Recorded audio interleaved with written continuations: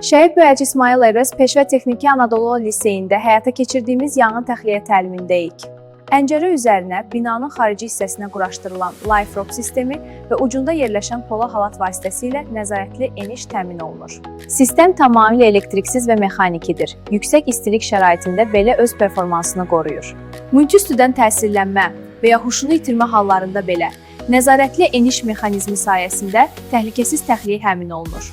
Eniş sürəti 3 mərhələdən ibarətdir və vəziyyətin ciddiliyinə uyğun şəkildə tənzimlənə bilər.